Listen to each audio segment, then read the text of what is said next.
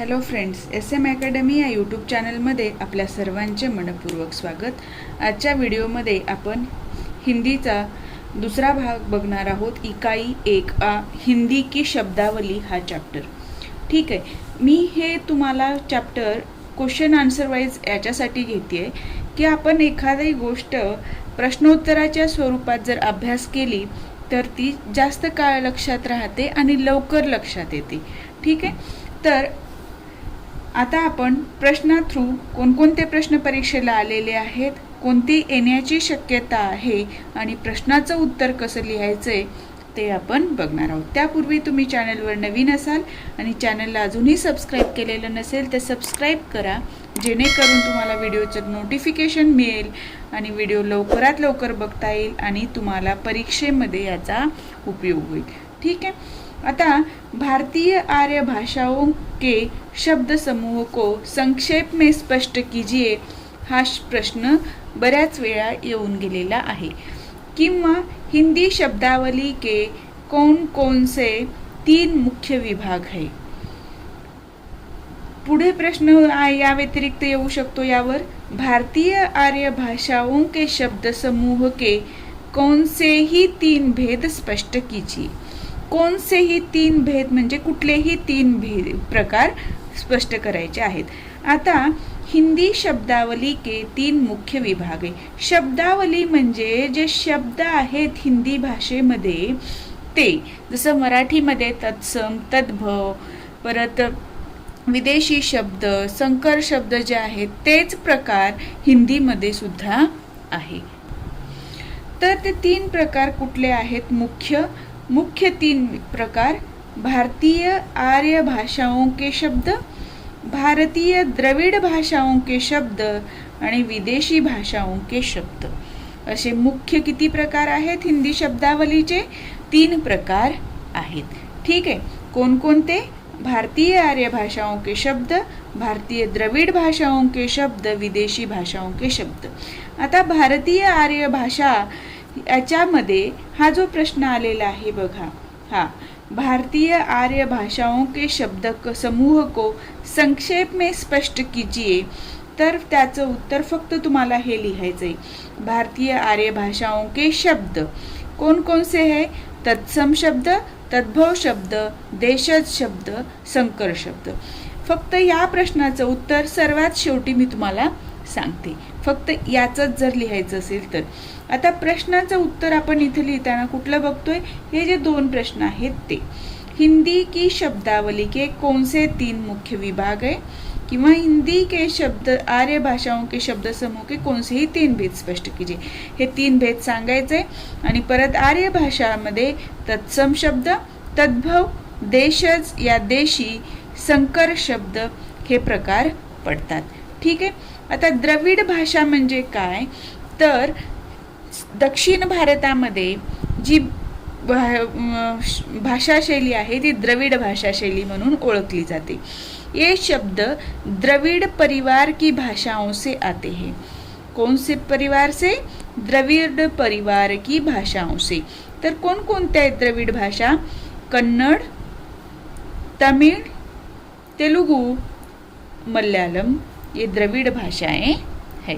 ठीक आहे, या पद्धतीने तुम्हाला याचं उत्तर लिहायचं आहे। पुढे तिसरा जो भाग ह्याचा विभाग आहे तो विदेशी भाषाओं के शब्द। आता विदेशी भाषाओं के शब्द हे कोणकोणत्या भाषेतून येतात फक्त सांगितलेलं आहे, जिसमें अरबी, फारसी, फ्रेंच, तुर्की, ईरानी, पश्तो, चीनी, पुर्तगाली, डच, रूसी, अंग्रेजी इत्यादि भाषाओं के शब्द होते हैं। और विदेशी भाषाओं में फारसी शब्द सबसे ज़्यादा है या सर्वाधिक है। ठीक है, विदेशी भाषाओं में फारसी भी ये विदेशी भाषाओं के शब्द सबसे ज़्यादा है या सर्वाधिक है। लक्षात आलं? तर तुम्हाला मुख्य 3 भाग हिंदी शब्दावलीचे कुठले हे विचारल्यानंतर या पद्धतीने प्रश्नाचं उत्तर लिहायचं आहे। आणि याचं तत्सम शब्द म्हणजे काय, तद्भव म्हणजे काय, 1 ते 2 ओळीमध्ये फक्त 1 ओळीत किंवा 2 ओळीत त्याच्या तुम्हाला एक्सप्लेनेशन द्यायचं आहे। लक्षात आलं? वाटल्यास इथे जर तुम्हाला वाढवावं वाटलं उत्तर तर भारतीय द्रविड भाषाओं के शब्द कोणकोणत्या भाषेतनं आले आणि उदाहरण दिलं तरी चालेल. ओके, आता आपण पुढच्या प्रश्नाकडे वळूया. आता पुढचा प्रश्न जो आहे तो आहे हिंदी शब्द कैसे बना, कहाँ से आया. हा मे 2017च्या परीक्षेमध्ये येऊन गेलेला प्रश्न आहे. तसाच हिंदी शब्द कैसे बना, कहाँ से आया, स्पष्ट कीजिए हाच प्रश्न जानेवारी 2018 मध्ये आलेला आहे. फक्त इथे कैसे आया, कहाँ से आया, स्पष्ट कीजिए, फक्त ॲड काय झाले हे दोन शब्द. ठीक आहे. तर हिंदी शब्द कसा बनला, कुठून आला, याच्यामध्ये आपल्या सगळ्यांना माहिती आहे. पहिल्या चॅप्टरमध्ये आहे. पुस्तक उघडल्या उघडल्या हिंदी शब्द की व्युत्पत्ति संस्कृत शब्द सिंधु से मानी जाती है. सिंधु सिंध नदी के आसपास रहने वाले लोगों के प्रदेश को कहते हैं. यह सिंधु शब्द ईरान में जाकर, सिंधु शब्द जब ईरान में गया उसका प्रयोग हिंदी मध्ये वापरला, काय म्हणतात, प्रयोग. यह सिंधु शब्द ईरान में जाकर जब उसका प्रयोग हुआ तो फिर वो क्या हुआ, हिंदू या हिंद हो गया. ठीक है.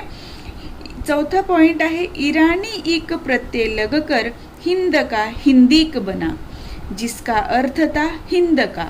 हिंदीक मीन्स हिंद का. ओके.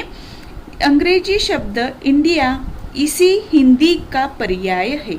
तर या पद्धतीने हिंदी शब्द कैसे बना, कहाँ से आया याचं उत्तर लिहायचं आहे. इस प्रकार हिंदी शब्द बना और हिंदी शब्द ईरानी भाषा का है. आता तुम्हाला हे पूर्ण वाचत बसण्यापेक्षा परीक्षेमध्ये तुम्हाला हा फ्लो चार्ट मी दाखवलेला आहे. सिंधू संस्कृत शब्द, या संस्कृत शब्दापासून काय बनलं, सिंध प्रांत बनला. ठीक आहे. सिंधू याच्यापासून सिंध नदीच्या काठी राहणारे लोक म्हणून हे सिंधू. ह्या सिंधूचं जेव्हा इराणमध्ये गेलं तेव्हा काय झालं, हिंदू किंवा हिंद. आणि परत हे खाली जागा नव्हती म्हणून मी या साईडला बाण दाखवून केलेला आहे. काय लागला, कुठला प्रत्यय, इक प्रत्यय लागला आणि हिंदीक झाला. आणि हिंदीकचा अर्थ आहे हिंद का, आणि याला इंग्रजीमध्ये इंडिया किंवा हिंदी हा पर्याय वापरला गेला. लक्षात आलं. या पद्धतीने तुम्हाला या प्रश्नाचं उत्तर लिहायचं आहे. ओके. आता आपण पुढच्या प्रश्नाकडे वळूया. हिंदी के तत्सम और तद्भव शब्दों के बारे में विस्तार से समझाइए. इथं काय सांगितलंय, विस्तार से समझाइए. विस्तार से म्हटलेलं आहे म्हणून याचं तत्सम शब्द म्हणजे काय, तद्भव शब्द म्हणजे काय, कुठल्या प्रकारामध्ये या शब्दांचा वापर होतो आणि त्याची उदाहरणं द्यायचं आहे. ठीक आहे. तत्सम का अर्थ है उसके समान, यानी संस्कृत के समान. ऐसे मूल संस्कृत शब्दों का उपयोग हिंदी में बहुतायत से होता है. बहुतायत म्हणजे ज्यादा होता है. संस्कृत शब्दों का प्रयोग हिंदी में बहुतायत से होता है. हिंदी की साहित्यिक शैली में ज्यादातर तत्सम शब्दों का प्रयोग किया जाता है. ठीक है. साहित्यिक अपनी विद्वत्ता की धाक जमाने के लिए तत्सम शब्दों का प्रयोग करते. असं मानलं जातं साहित्यिक जेव्हा साहित्य लिहितात तेव्हा आपलं प्रभुत्व भाषेवरचं सांगण्यासाठी तत्सम शब्दांचा जास्तीत जास्त वापर करतात. याचे उदाहरण, एकतर उदाहरण लिहिताना जैसे म्हणून लिहा किंवा उदाहरण असं लिहू शकता तुम्ही. ठीक आहे. राजा, देव, अध्यक्ष, देवी, ज्वर, नगर, प्राण, बुद्धि इत्यादि तत्सम शब्द है. तत्सम शब्द मीन्स तत्सम शब्द का अर्थ है उसके समान, यानी संस्कृत के समान. ऐसे मूल शब्दों को संस्कृत शब्दों का उपयोग हिंदी में बहुतायत से होता है. हिंदी की साहित्यिक शैली में ज़्यादातर तत्सम शब्दों का प्रयोग किया जाता है और साहित्यिक अपनी विद्वत्ता की धाक जमाने के लिए तत्सम शब्दों का प्रयोग करते हैं. उदाहरणार्थ राजा, देव, अध्यक्ष, देवी, ज्वर, नगर, प्राण, बुद्धी इत्यादी. हे तुमच्या लक्षात राहावं म्हणून मी एवढे सारे तुम्हाला उदाहरणं दिलेले आहेत. त्यातले 2 ते 3 उदाहरण फक्त तुम्ही परीक्षेमध्ये लिहायचे आहेत. ठीक आहे. आता बघणार आहोत आपण तद्भव शब्द. तद्भव शब्द संस्कृत से उत्पन्न होते हैं. तत्सम शब्द उसके समान म्हणजे संस्कृत सारखेच. ठीक आहे, पण तद्भव काय असतात, संस्कृतमधून जे शब्द येतात त्यांचा अपभ्रंश झालेला असतो. तद्भव शब्द संस्कृत से उत्पन्न होते हैं. प्राचीन आर्य भाषाओं से मध्यकालीन भाषाओं में होते हुए जो शब्द चले आ रहे हैं उनको तद्भव शब्द कहते हैं. प्राचीन आर्य भाषाओं से म्हणजे प्राचीन आर्य भाषांमधून मध्यकालीन भाषाओं में होते हुए म्हणजे प्राचीन भाषेत होतं, त्यानंतर मध्यकालीन भाषांमध्ये सुद्धा यांचा वापर होते हुए जो शब्द चले आ रहे हैं म्हणजे आता सुद्धा शब्द आहेत ते, त्या शब्दांना काय म्हणतो आपण, तद्भव शब्द कहते हैं. प्राचीन आर्य भाषाओं से मध्यकालीन भाषाओं में होते हुए जो शब्द चले आ रहे हैं उनको तद्भव शब्द कहते हैं. लक्षात आलं. हिंदी शब्दावली में तद्भव शब्दों की संख्या सर्वाधिक है. हिंदी शब्दावली में सर्वाधिक संख्या कौन से शब्दों की है, तद्भव शब्दों की है. लक्षात आलं. आता तद्भव शब्द तत्सम शब्द जसं कशामध्ये वापरलं जातं, साहित्यामध्ये वापरलं जातं. बरोबर आहे. तत्सम शब्द साहित्यिक हिंदीमध्ये कशासाठी, साहित्यिक कशासाठी करतात, स्वतःचा धाक जमवण्यासाठी. ठीक आहे.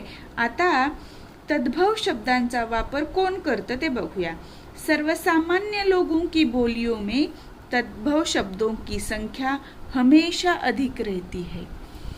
सर्वसामान्य लोक कुठले शब्द वापरतात, तद्भव शब्द वापरतात. सामान्य जन ठीक ठीक वैसे ही बोलना संभव नहीं हो पाता तो वे मूल संस्कृत शब्द के उच्चारण के लिए आसान रूप चुन लेते हैं. मूल शब्दों का यह विकृत रूप ही तद्भव कहलाता है. मूल शब्दों का यह, कौन सा यह, तो सामान्य जन ठीक ठीक से वैसे ही तत्सम शब्द बोल नहीं सकते, इसलिए उसके उच्चारण में आसान रूप चुन लेते हैं, यानी उसका अपभ्रंश कर देते हैं. उन विकृत शब्दों को तद्भव कहलाता है. आता उदाहरण द्यायचंय, संस्कृत मधले शब्द काय आणि त्याचा तद्भव काय बनला. कृष्ण नाही म्हणू शकत म्हणून मग काय बरेच लोक कान्हा या कन्हैया म्हणतात. अग्नी आग, गृह घर, कर्म काम, या पद्धतीने तुम्हाला उत्तर लिहायचं आहे. लक्षात आलं. आता आपण पुढच्या प्रश्नाकडे वळू. देशी या देशज शब्द के बारे में लिखिए हा प्रश्न मे 2016 आलेला आहे. ठीक आहे.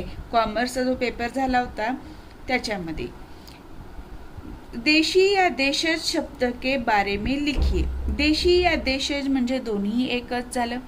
देशी या देशज का सरल अर्थ है देश में उत्पन्न. ऐसे शब्द बोलचाल की भाषा से सहज ही उत्पन्न हो जाते हैं.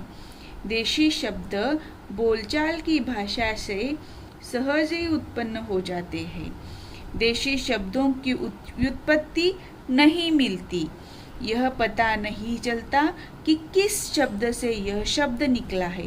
देशी शब्दों के बारे में यह पता नहीं चलता कि वो किस शब्द से निकले हैं. उनकी व्युत्पत्ति म्हणजे उगम.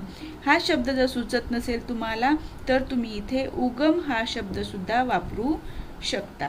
देशी शब्दों का उगम कहाँ से हुआ या उसका उगम स्थान नहीं मिल सकता. ओके. जो शब्द न संस्कृत के हैं न संस्कृत से बने हैं न विदेश की किसी भाषा से आए हैं, ऐसे शब्द देशी या देशज शब्द कहलाते हैं. देशी शब्द न संस्कृत के हैं न संस्कृत से बने हैं न विदेश की किसी भाषा से आए हैं. ओके. उदाहरण द्यायचं आहे तुम्हाला देशी शब्दांचं. आटा, भुसा, कद्दू, गुहार, चोंगा, घपला, झगडा, धब्बा. यापैकी जेवढे तुमच्या लक्षात राहतील तेवढे तुम्ही उदाहरण लिहू शकता. आता ह्या देशी शब्दांमध्ये अजून कोणत्या गोष्टींचा समावेश होतो तर आदिवासी जनजातियों से अपनाए गए देशी शब्द आणि ध्वनि के अनुकरण के आधार पर बने देशज शब्द। आता आदिवासी जनजातियों से अपनाए गए कौन से शब्द है देशी शब्द? तो कदली, कपास, गज, तांबुल, बाजरा आदि आदिवासी जनजातियों से अपनाए गए देशी शब्द है। कुछ शब्द आदिवासी जनजातियों से अपनाए गए देशी शब्द है आणि याची उदाहरणं द्यायचं। कुछ शब्द ध्वनि के अनुकरण के आधार पर बने देशज शब्द है।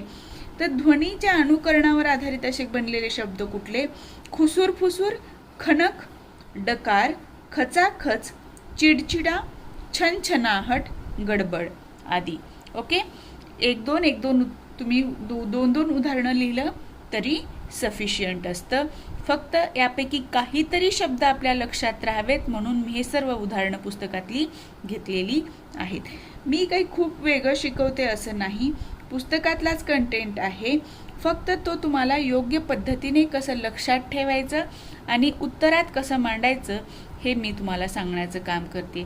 तुम्ही या पद्धतीने जर अभ्यास केलात तर तुमचा हा चॅप्टर पूर्णतः कव्हर होईल आणि परत पुस्तकसुद्धा वाचण्याची आवश्यकता पडणार नाही आहे। ठीक आहे, आता आपण पुढच्या प्रश्नाकडे वळू।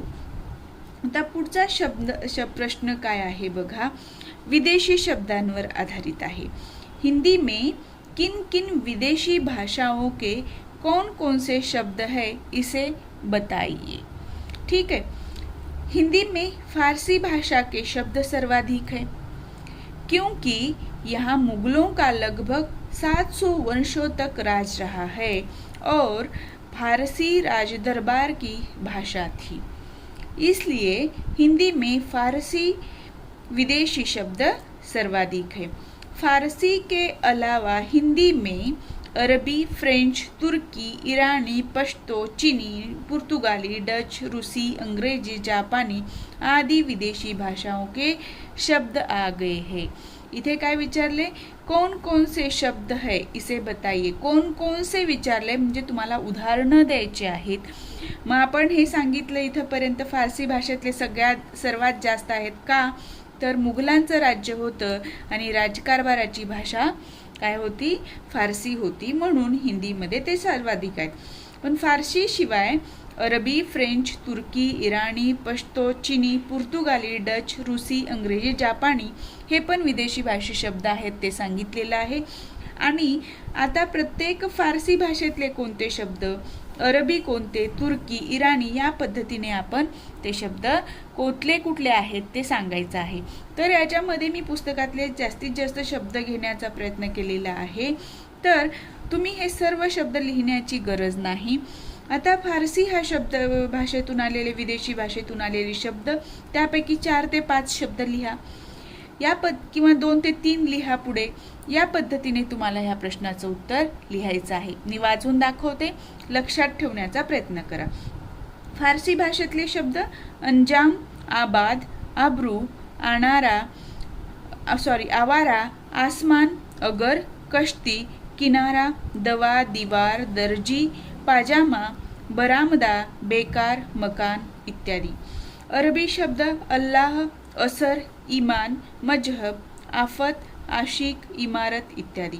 तुर्की भाषेतून आका, उर्दू, कैची, कुली, काबू, कोरमा, खातून, गलीचा, चकमक, चाकू, चिक, तमगा इत्यादी। इराणी भाषेतले तीर, गंज, मिहिर, क्षत्र। पश्तो भाषेतून आलेले पठाण, रोहिला, गुंडा, अचार, तहेस नहेस।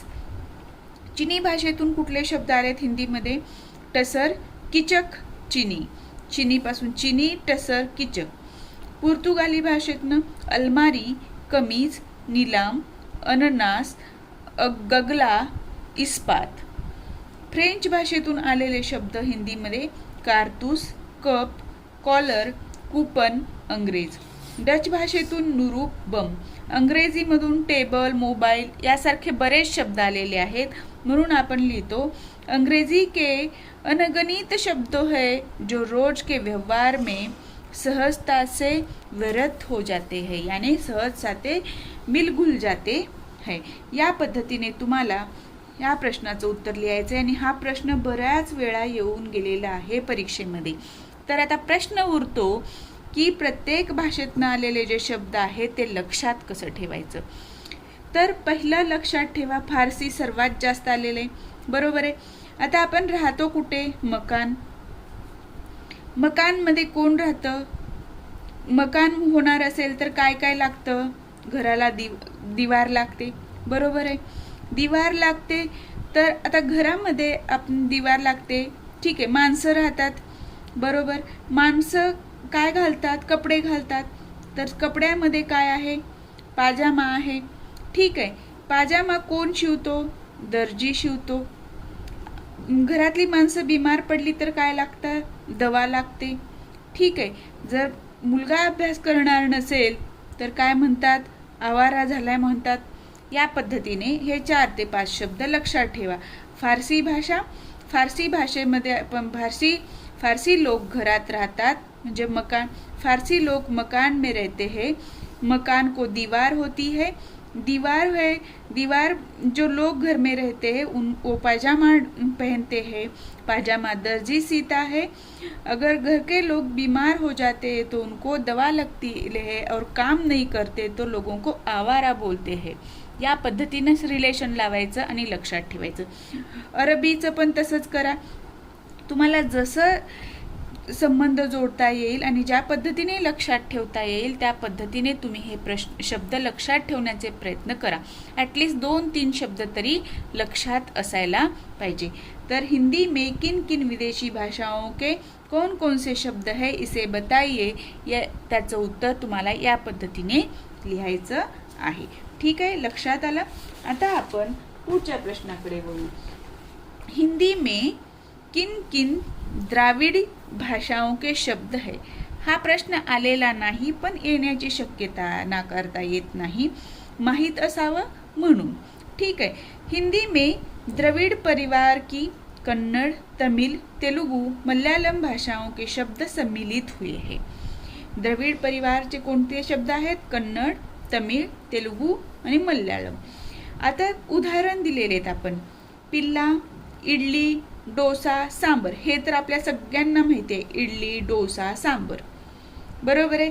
तर हे एवढं उदाहरणं द्या द्रविड भाषेसाठी.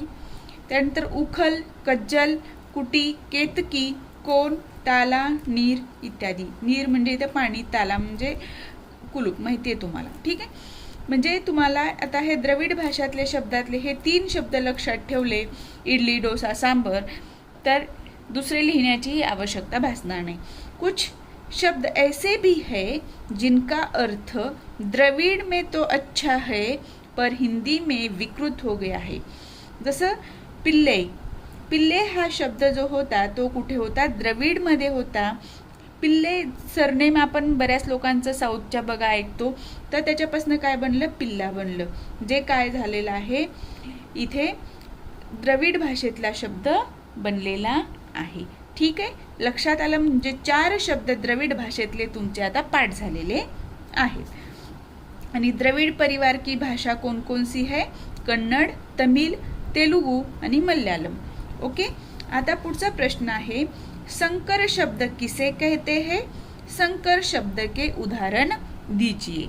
संकर शब्द, जे शब्द 2 भाषांचा संकर मिळून बनलेले आहेत त्यांना संकर शब्द म्हणतात. किंवा असा प्रश्न आलेला आहे, हिंदी में कौन कौन से भाषाओं से संकर हुए शब्द पाए जाते हैं? स्पष्ट कीजिए. तर संकर शब्द म्हणजे काय? भिन्न भिन्न भाषाओं के शब्दों को जोड़कर बनाए गए शब्द संकर कहलाते हैं. भिन्न भिन्न भाषाओं के शब्दों को जोड़कर बनाए गए शब्द संकर कहलाते हैं. उदाहरण द्या. चोर दरवाजा. चोर दरवाजामध्ये चोर हा शब्द काय आहे? फारसी आहे आणि दरवाजा हिंदी शब्द आहे. रेलगाडी, रेल इंग्रजी, गाडी हिंदी. डाकखाना बघा, इंग्रजीमध्ये डाक आणि खाना म्हणजे फारसी शब्द आहे. अजायब घर, अजायब घर मध्ये अजायब अरबी, घर हिंदी आहे. गृह ह्या शब्दाचं घर हे तद्भव शब्द आहे, बरोबर आहे। जेब छडी, फारसी शब्द जेब आणि छडी हिंदी।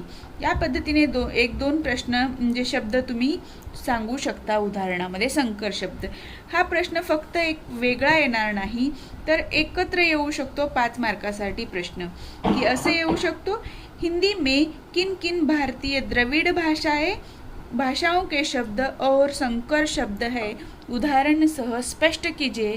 असं आलं तर तुम्हाला ह्या दोन्ही प्रश्नांचं उत्तर एकत्र करून लिहावं लागेल। आधी द्रविड भाषातले शब्द लिहा, नंतर संकर भाषातले शब्द लिहा। लक्षात आलं? आता आपण पुढच्या प्रश्नाकडे वळू।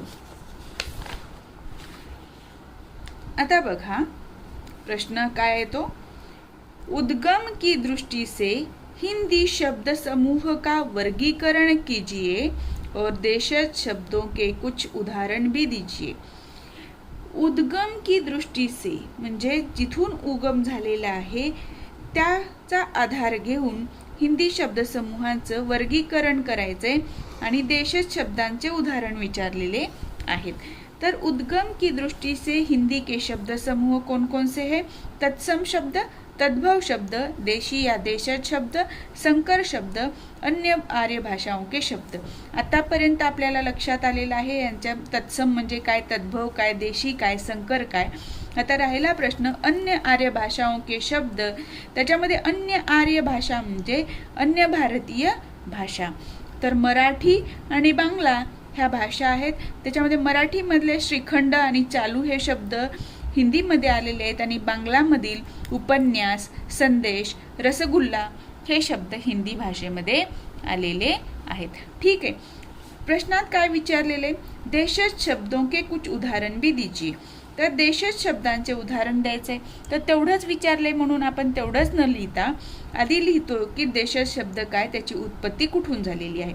इन शब्दों की उत्पत्ति नहीं मिलती, वे इस देश में उत्पन्न होते हैं और सहज बोलचाल की भाषा में अपने आप एक अर्थ ग्रहण करते हैं।